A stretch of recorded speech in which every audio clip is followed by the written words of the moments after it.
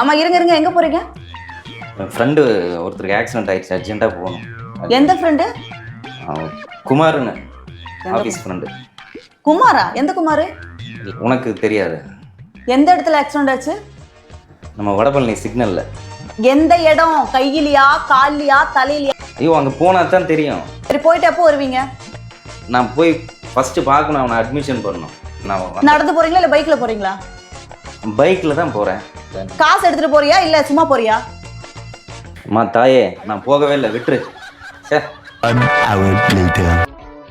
எனக்கு கொஞ்சம் ட்ரெஸ் எடுக்கணும், வாங்க போயிட்டு வரலாம். சேலையா சுடிதாரா? சுடிதார். ரெடிமேடா எடுத்து தைக்க போறியா? ரெடிமேடு.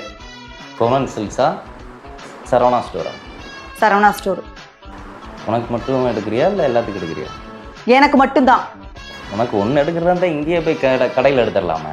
எனக்கு ட்ரெஸ்ஸே வேணாம், போதுமா?